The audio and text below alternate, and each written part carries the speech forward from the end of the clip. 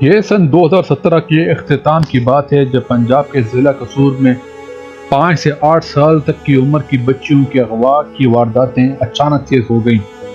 آئے روز ضلع قصور سے کوئی نہ کوئی بچی اغوا ہوتی اور پھر 2-3 روز بعد اس کی لاش کہیں نہ کہیں سے مل جاتی۔ ان وارداتوں کے باعث عوامی غم و غصہ ایک طرف تو دوسری طرف پولیس اور قانون نافذ کرنے والے ادارے الگ سٹ پٹا چکے تھے۔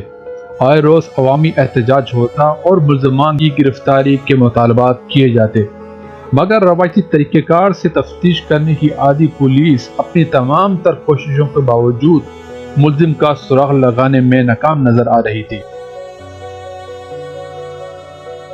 پنجاب فورینسک سائنس ایجنسی کی ڈاکٹر طاہر اشرف کے مطابق ہمارے پاس ضلع قصور سے پہلے ایک کیس آیا، پھر دوسرا اور پھر تیسرا۔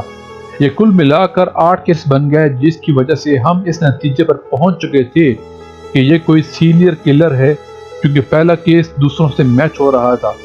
اب ہمیں اس بندے کو ڈھونڈنا تھا۔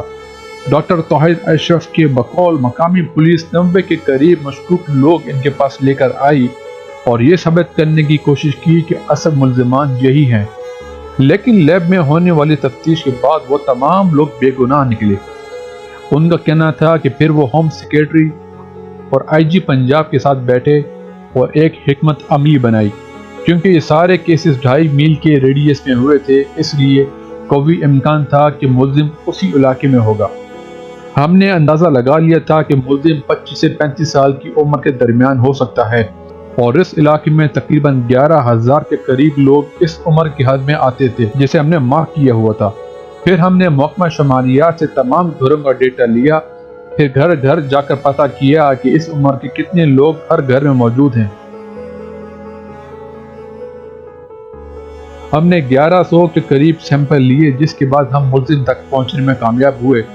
صرف زینب قتل کیس کے دوران اتنی بڑی تعداد میں لیب ٹیسٹوں کے لیے 10 کروڑ روپے لگے تھے۔ ڈی این اے کی 40 سالہ تاریخ میں دنیا میں چند ہی کیسز ہوئے ہیں جہاں پر زینب قتل کیس کی اتنی کوشش کی گئی ملزم کو پکڑنے کے لیے۔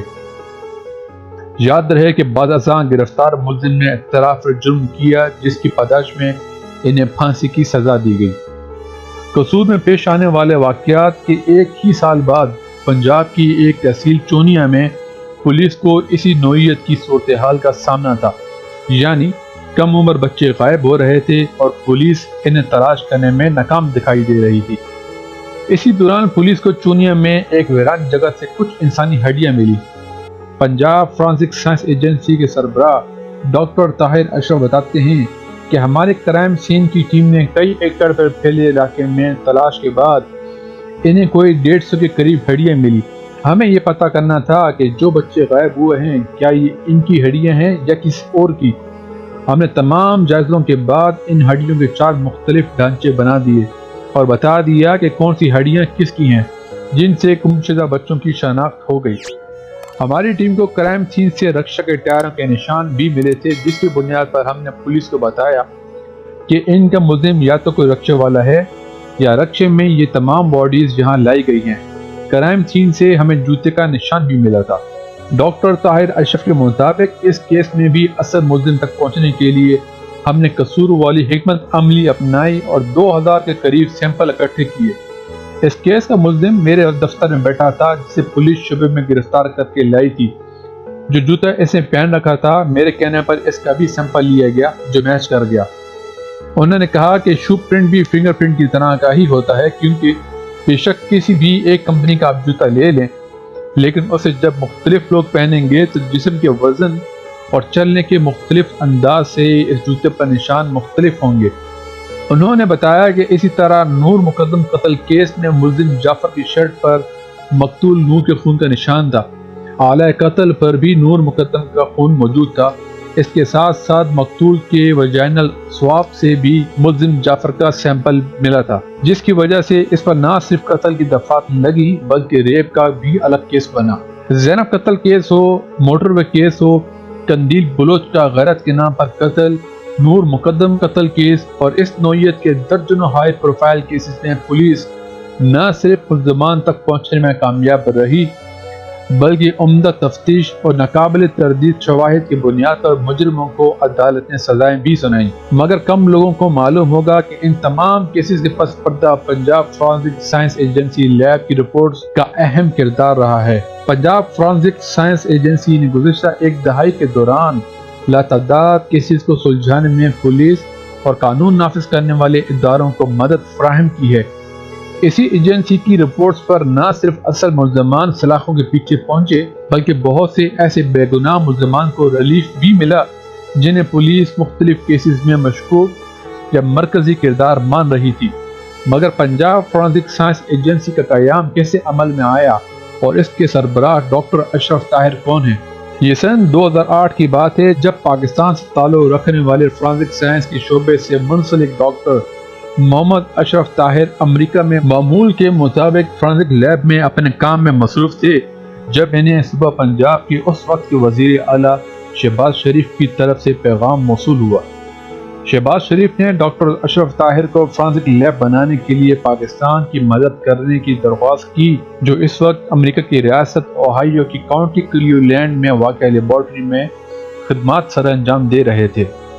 جب 2008 میں ڈاکٹر اشرف طاہر پاکستان آئے تو لاہور کے علاقے ٹھوکر نیاز بیگ میں جدید لیب بنانے کے منصوبے کا آغاز ہوا جس کے لیے انہیں بطور کنسلٹنٹ رکھا گیا۔ طاہر اشرف بتاتے ہیں کہ جب لیب بن گئی تو وزیر اعلیٰ نے ان کو لیب چلانے کا اصرار کیا۔ ڈاکٹر طاہر اشرف کے بقول شہباز شریف نے انہیں کئی مرتبہ بلایا اور قائل کرتے رہے جس کے بعد میں اس لیب کو چلانے پر راضی ہو گیا۔ ڈاکٹر طاہر اشرف کے بقول پنجاب فورینسک سائنس ایجنسی کا بطور ڈائریکٹر چارج لینے کے بعد وہ آج تک اس لیب کو بطور ڈائریکٹر جنرل ہی چلا رہے ہیں۔ ڈاکٹر طاہر اشرف کے مطابق پہلا کانٹریکٹ انہیں 5 سال کا ملا جسے بعد میں آنے والی حکومتیں بڑھاتی چلی گئی۔ فورینسک لیب کے سربراہ کے بقول پاکستان میں فورینسک لیب کا سیٹ نہیں تھا اور اس کی ٹریننگ یورپ یا امریکہ میں ہونی تھی، لیکن یورپ اور امریکہ ویزے جاری نہیں کر رہا تھا اور میں چونکہ ایف بی آئی کے پینل پر کام کر چکا ہوں، ایف بی آئی ڈائریکٹر کے ایڈوائزری بورڈ میں بھی کام کر چکا ہوں، ان سے اس سلسلے میں مدد کی درخواست کی۔ ڈاکٹر اشرف طاہر کے مطابق انہوں نے 32 لوگوں کو ویزے جاری کروائے، پھر وہاں سے ان لوگوں کو 18 ماہ کی ٹریننگ دلوائی جس سے یہ لوگ ماسٹر ٹرینر بن گئے اور واپس آ کر انہوں نے باقی لوگوں کو ٹریننگ دی۔ اب گزشتہ ایک دہائی سے ہمیں ایسے کورسز کے لیے باہر جانے کی ضرورت نہیں رہی۔ ڈاکٹر اشرف طاہر کے مطابق اب پاکستان میں ملزمان تک پہنچنے کے لیے وہی ٹیسٹ ہو رہے ہیں جو ایف بی آئی امریکہ میں کرتی ہے یا کسی بھی دیگر ترقی یافتہ ممالک میں ہوتے ہیں، اور ہمارا ان کے ٹیسٹ کا معیار بھی ایک جیسا ہے، ان میں کوئی فرق نہیں۔ ڈاکٹر طاہر اشرف کے بقول ان کے پاس امریکہ سے ایک ٹرپل مرڈر کا کیس آیا کیونکہ وہاں کی 2 لیب کے ٹیسٹ آپس میں میچ نہیں کر رہے تھے، جس کے بعد پنجاب فورینسک سائنس ایجنسی کی رپورٹ ان کی عدالت میں منظور کی گئی۔ فورینسک لیب بنانے کے بعد کیا تبدیلی آئی اس کے متعلق بات کرتے ہوئے ڈاکٹر اشرف طاہر کا کہنا تھا کہ فورینسک لیب کے بعد سزاؤں کی شرح میں خاطر خواہ اضافہ ہوا ہے، لوگوں کو آگاہی مل گئی ہے، عدالتیں فورینسک شہادتوں کی بنیاد پر سزائیں دے رہی ہیں، انصاف کی فراہمی میں تیزی آئی ہے۔ فورینسک سائنس ایجنسی کے سربراہ کے مطابق یہ لیب صرف لوگوں کو جیل بھیجنے کے لیے نہیں بنی بلکہ معصوم اور بے گناہ لوگوں کو بچانے کا بہت بڑا کام بھی یہی لیب کر رہی ہے۔ پولیس جن ملزمان کو ہمارے پاس لاتی ہے ان میں سے 33% بری ہو جاتے ہیں کیونکہ ان کے خلاف فورینسک شہادتیں نہیں آتی اور پولیس کو انہیں چھوڑنا پڑتا ہے۔ یہ لیب صرف لوگوں کو جیلوں میں ڈالنے کے لیے نہیں بنائی گئی بلکہ لوگوں کو بے گناہ ثابت کرنے میں بھی اس کا بہت بڑا کردار ہے۔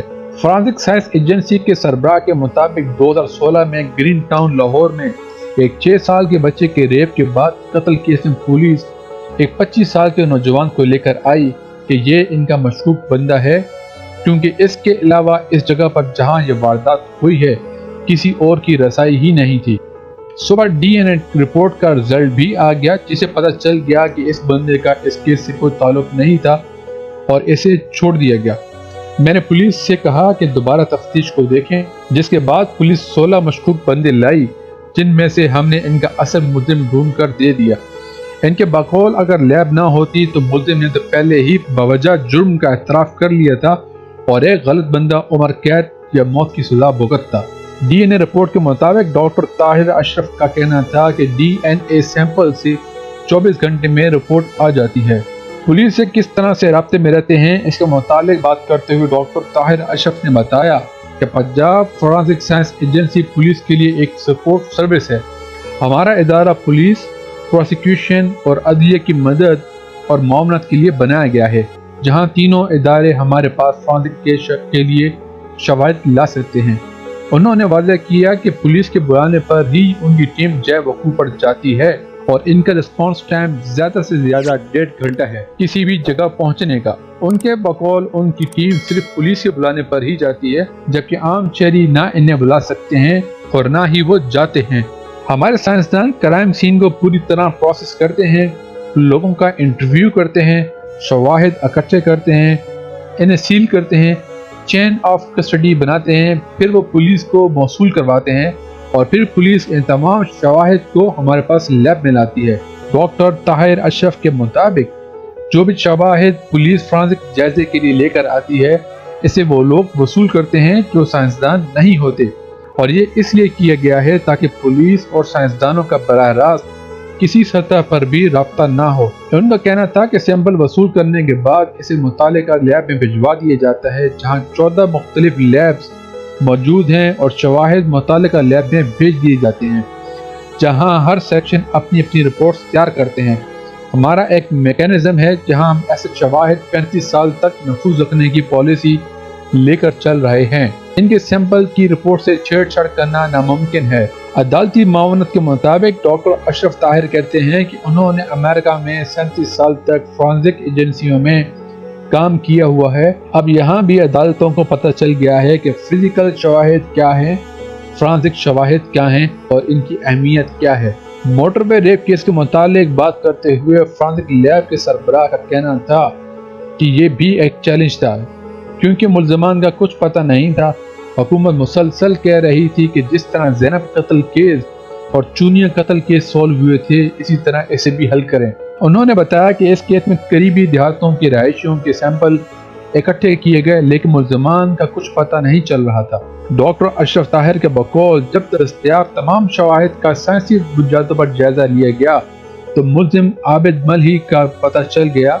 आबिद मलही ने 2013 में एक माँ और बेटी का रेप किया था और इस वक्त से इनका DNA हमारे पास महफूज था। डेटाबेस की अहमियत पर बात करते हुए उनका कहना था कि 2017 में होशार में एक छोटी बच्ची रेप हुई, जिसका सैंपल इनके पास आया और कुछ मशकूक लोग भी लाए गए, लेकिन असल मुल्जिम का पुलिस को पता नहीं चल रहा था। लेकिन इस केस का मुल्जिम कराची चला गया और चूंकि ऐसे मुल्जिमान आदि मुजरिम होते हैं, इसलिए इसे 2020 में वहां भी एक छोटी बच्ची का रेप कर दिया। कराची पुलिस ने DNA के लिए केस हमारे पास भेजा और जब रिपोर्ट तैयार हुई तो इस मुल्जिम का DNA सिर्फ कराची रेप केस से मैच कर गया, बल्कि वो खुशाब रेप केस से भी मैच कर गया, जिससे 2 मुख्तलिफ सूबों में रिपोर्ट होने वाले अलग अलग केसेस का मुल्जिम पकड़ा गया। डेटा की वजह से चंद मिनट तक आप मुल्जिम तक पहुँच सकते हैं। उनका मजीद कहना था कि कोई फॉरेंसिक लैब दुनिया में कामयाब नहीं कही जा सकती जब तक वहाँ ये 3 सिस्टम मौजूद न हों। इनमें DNA डेटाबेस, फायर आर्म का डेटाबेस और फिंगरप्रिंट्स का डेटाबेस होना चाहिए। डॉक्टर अशरफ ताहिर का कहना था कि हमारे पास फिलहाल 50,000 के करीब DNA, 1.25 लाख के करीब फिंगरप्रिंट्स और 1.5 लाख के करीब फायर आर्म का डेटा बेस मौजूद है। इस डेटा की मदद से अब तक 7 लाख से ज्यादा पुराने केसेस हल किए गए हैं, जिनका दहाइयों से कुछ पता नहीं था पुलिस को। अगर हमारे पास डेटा बेस न होता तो ज़ैनब कत्ल केस, चूनिया रेप केस और मोटरवे रेप केसेस के मुल्ज़मान आज तक ना पकड़े जाते।